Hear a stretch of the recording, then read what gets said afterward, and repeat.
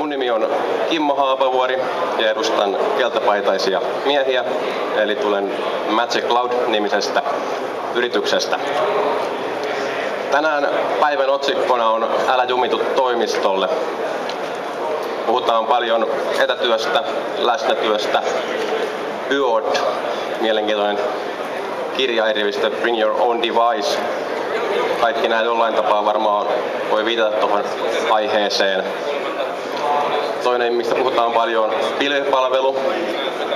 Pilvipalvelut on aika tämmöinen laaja ja monitahoinen käsite, että jos puhutaan pilvipalveluista, niin varmaan oikein kukaan ei osaa sitä tarkentaa, että mistä nyt silloin oikeasti puhutaan. Että sen alle voi piiloutua melko monen kattava kirjo erityyppisiä palveluita. Siellä voi olla ihan Post Exchange-tyyppisiä sähköpostipalvelua, voi olla SaaS, ASP-tyyppisiä ohjelmisto-hostausratkaisuja. Facebook on varmaan yksi esimerkki jonkin tyyppisestä pilvipalvelusta. Mutta se, mistä mä ajattelin tänään muutaman sanan kertoa, on DaaS, eli Desktop as a Service-tyyppinen palvelu. Sen kun sitä nopeasti kääntää suomeksi, niin työpöytä palveluna. Näinhän se on, eli se Windows tuodaan palveluna, mutta jotta sen ymmärretään, niin se voisi olla ehkä parempikin kääntää vielä kattavammaksi, eli esimerkiksi koko IT-ympäristö palveluna. Eli se ei välttämättä ole se yksittäinen työpöytä, vaan siihen voidaan ympätä käytännössä melkein koko yrityksen IT, ja se voidaan saada sitten palveluna.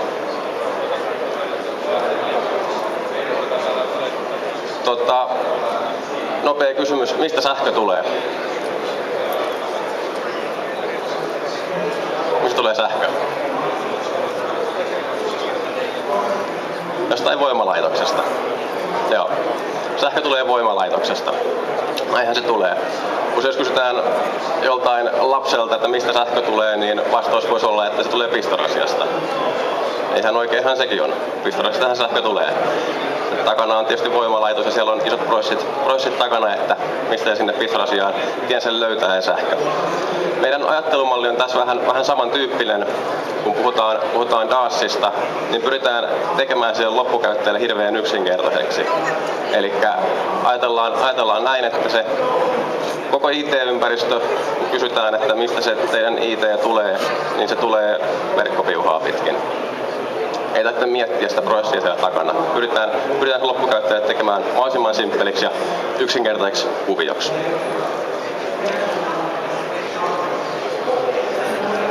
Tähän väliin muutamalla sanalla kerron, että mitä me keltapäiväiset miehet oikein ollaan. Micromagic on 96 vuonna perustettu yritys, joka on tehnyt pilvipalveluita jo yli 10 vuotta, mutta sen rinnalla myöskin montaa muuta hommaa. Eli meillä on ihan kivijalkamyymälöitä, mistä myydään sitten ihan rautaa ja tarjotaan asennus- ja huoltopalveluita. Mutta pilvipalvelut on ollut se, mikä ollaan nyt sitten keskitytty viime aikoina hyvinkin kovasti ja sitä puolta pyritty kehittämään. Ja sen myötä me päätettiin sitten yhtiöittää se omaksi yrityksekseen. Ja näin ollen tuossa viime kesänä näki päivänvalon Magic Cloud-niminen yritys, joka on siis Micromagicin tytäryhtiö. Kaikki olemme kuitenkin yhtä suurta perhettä. Ennen kuin lähden tuohon DaaSiin syvemmälle, niin ajattelin muutamalla sanalla kertoa ja herättää ajatuksia ensin niin kuin perinteisemmästä IT-ympäristöstä ja sen mahdollisista haasteista.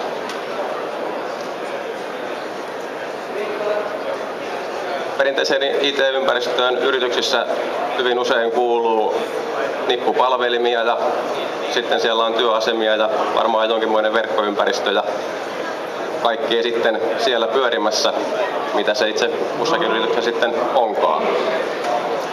Jos vähän mietitään perinteisen IT-ympäristön kulurakennetta, varmaan kaikki niin kuin ymmärtää ja mieltää sen, että ne palvelimet on IT-kulu, työasemat on IT-kulu ja ohjelmistolisenssit, näin poispäin. Mutta mikä kaikki muu on tai voitaisiin mieltää IT-kuluksi? kun uutta IT-ympäristöä lähdetään suunnittelemaan, niin siinä isommassa firmassa on ehkä ne IT-kaverit, pienemmässä firmassa se on usein toimitusjohtaja tai sitten joku asiasta innostunut työntekijä, joka lähtee miettimään siellä, että mitäs nyt tarvitsisi tehdä, minkä tyyppisiä ratkaisuja me halutaan, minkälaiset laitteet me hankitaan.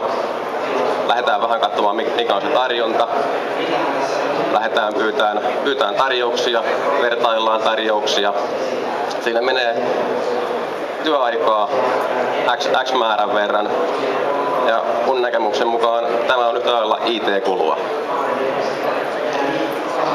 Sitten kun lähdetään ottamaan käyttöön sitä uutta ympäristöä tai vanhan ympäristön päivitystä, niin siinä sitten tulee ehkä sieltä ulkopuolelta palveluntarjoajalta kaveri asentamaan ja virittämään.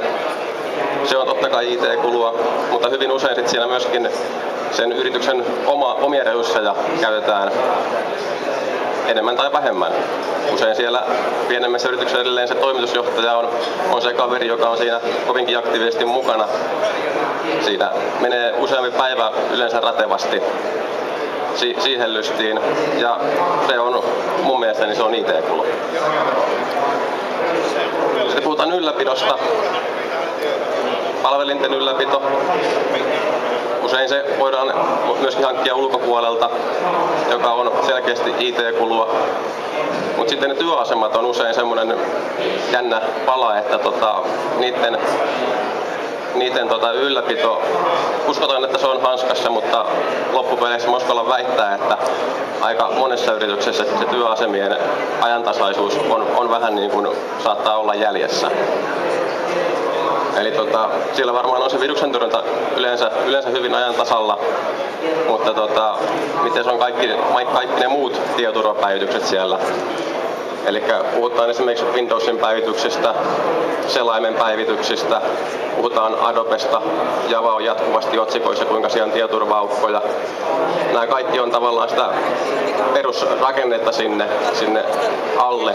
Eli vaikka olisi kuinka hieno talo ja kuinka hieno F-Securen systeemi siinä torjumassa, mutta jos se perusta on siellä huonosti rakennettu ja huonosti ylläpidetty, niin se hienokin talo sieltä voi romahtaa. Eli se on semmoinen, mistä pitäisi myöskin muistaa pitää huolta. Siihen usein on yrityksillä jonkin sortin sapluuna, että jotakin päivityksiä pusketaan automaattisesti palvelimilta. Ja se saattaa toimia. Ja saattaa olla, että niitä ehkä joskus käydään katsomassa, että Windows-päivitykset tippuu. Mutta aika usein siellä kuitenkin niin kuin jää sille käyttäjälle sitten enemmän tai vähemmän vastuuta. Taikka sitten se käyttäjä saattaa sieltä tietämättään tai tietoisesti blokata päivityksiä, saattaa jopa kytkeä automaattisia päivityksiä pois päältä. Ja silloin se koko ympäristön tietoturva aika nopeasti vaarantuu. Eli jos on muutama hengen firma, niin siellä se ehkä vielä pysyykin hanskassa, mutta jos se on vaikka 100 hengen organisaatio, niin jos sitä ei ole jotenkin oikeasti niin kuin hoidettuna jonkun tahon toimesta, niin yleensä aina löytyy sitten niin kuin puutteita ja ongelmakohtia.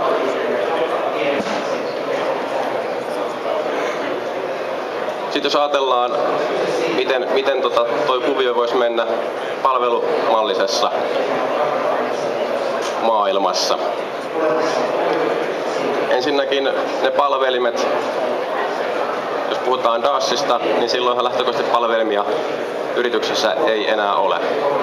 Eli kaikki se data, mitä palvelimilla tähän asti on totuttu olemaan, niin ne on siellä pilvessä ja se palvelun tarjoaja huolehtii siitä.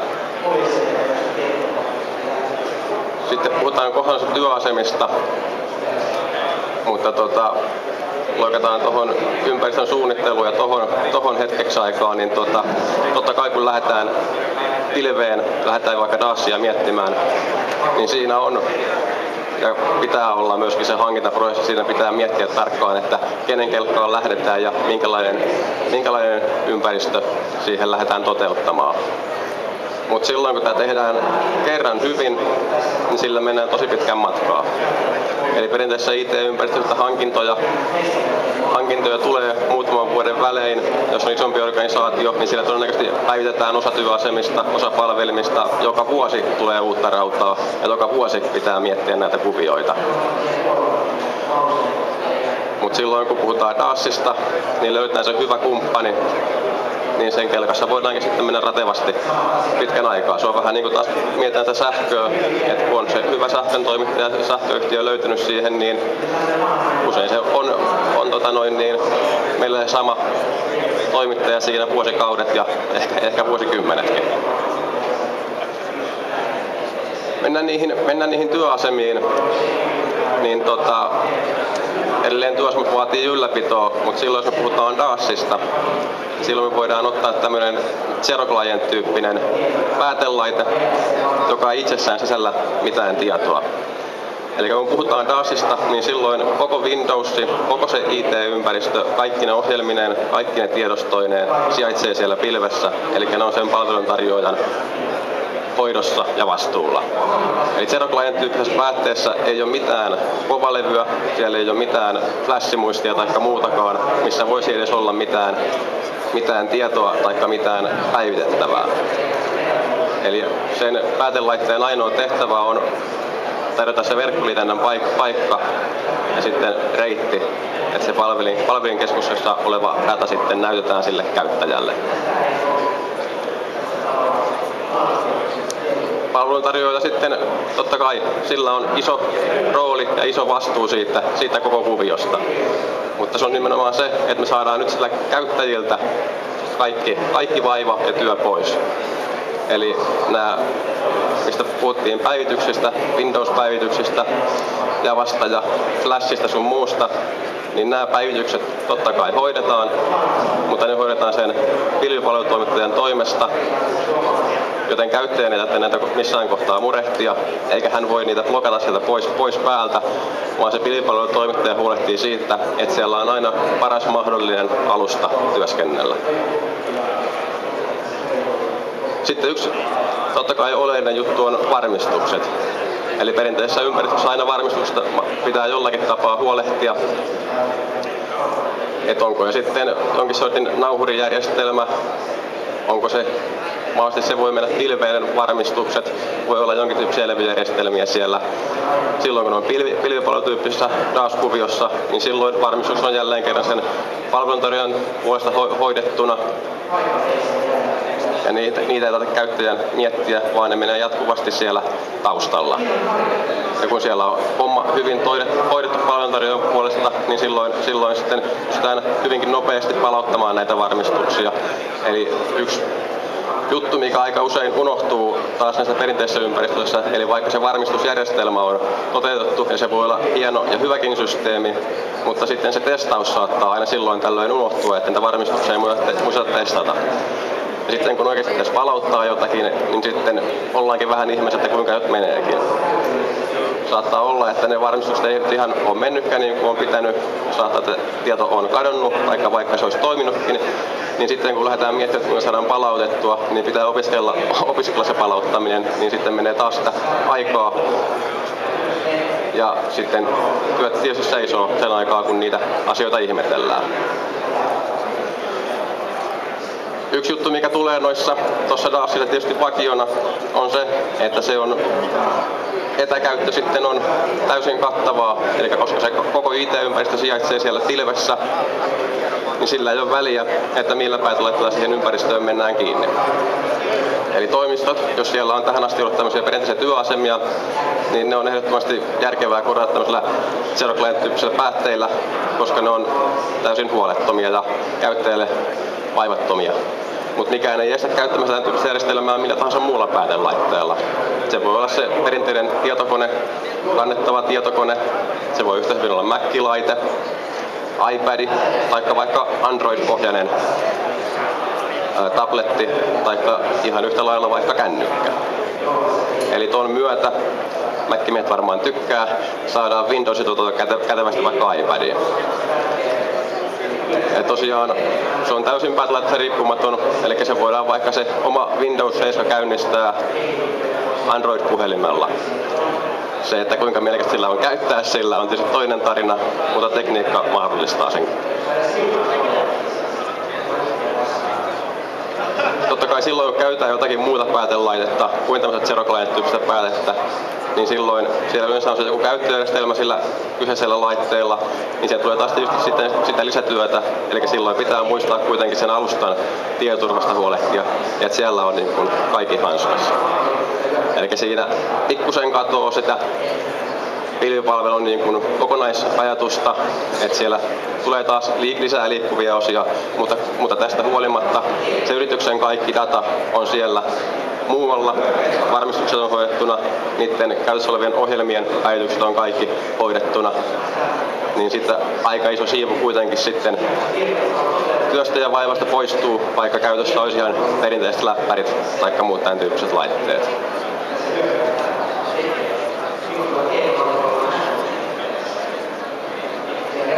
Siinä vähän ajatuksia, mitä se DAS voisi olla.